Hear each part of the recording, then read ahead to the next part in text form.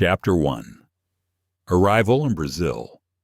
Pierre stepped off the plane and took a deep breath. The humid air carried the scent of fresh coffee and tropical fruits. As he walked through the airport, he felt a mix of excitement and nervousness. This was his first time in Brazil. He had dreamed of this moment for years, imagining the rich flavors, the warm people, the vibrant culture that had fascinated him from afar. Outside, the city buzzed with energy. Vendors called out, selling pão de queijo and coconut water.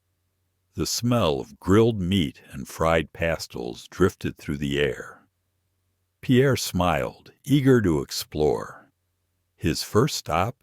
A local market where he hoped to find inspiration for his culinary adventure.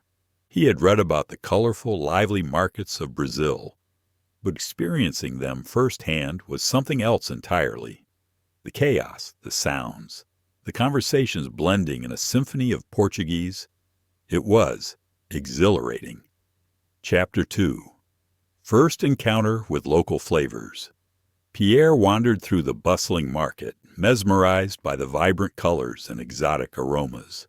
Brightly colored fruits sat in neat piles, their scents mixing with the rich smell of fresh herbs and spices. Vendors energetically announced their products, their voices rising above the hum of the crowd.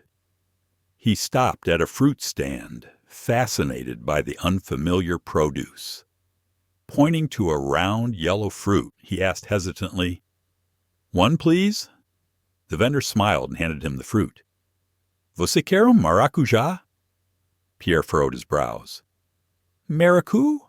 Seeing his confusion, the vendor chuckled and said, "Passion fruit." Pierre's face lit up. "Ah, passion fruit. Merci, obrigado."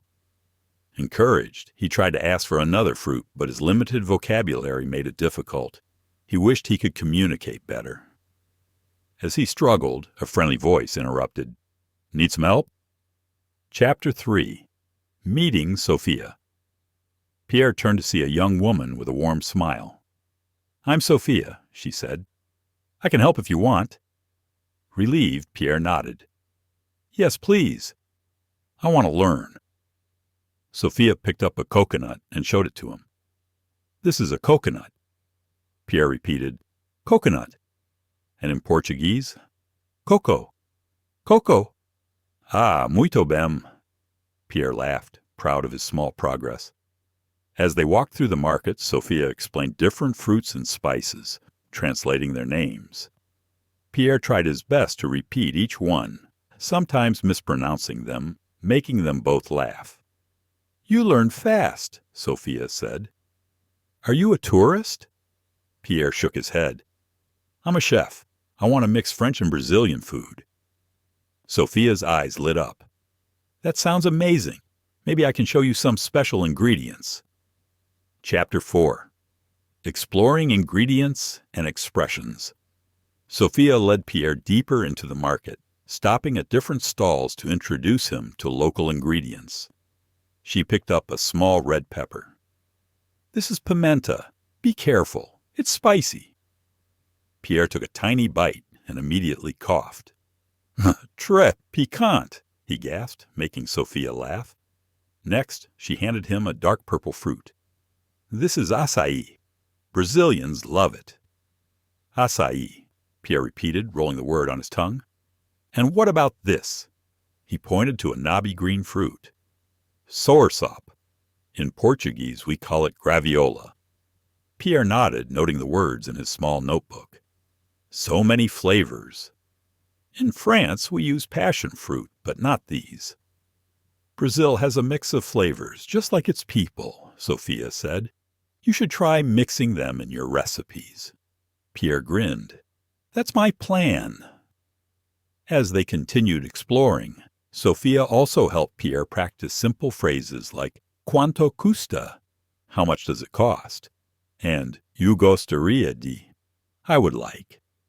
He repeated after her, determined to improve. By the time they finished their walk, Pierre felt more confident. "Obrigado, Sophia. You're a great teacher." She smiled. and you're a great student. Chapter 5. The Challenge of Creating a New Dish.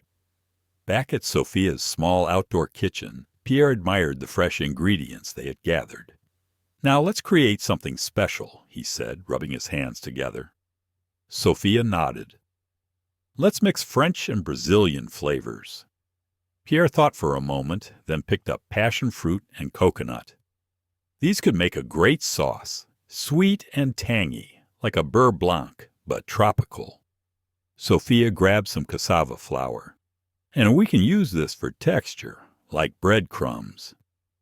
They worked side by side, blending techniques and ingredients. Pierre whisked a creamy coconut passion fruit sauce, while Sophia coated fresh fish in a crispy cassava crust. As the dish came together, Pierre smiled. "Cooking is like learning a language. You mix old and new until everything blends perfectly." Sophia grinned. "Exactly. Now, let's taste our creation." Chapter 6. Reflection and Motivation. To learn. Pierre took a bite of their creation, closing his eyes to savor the flavors. "Incroyable.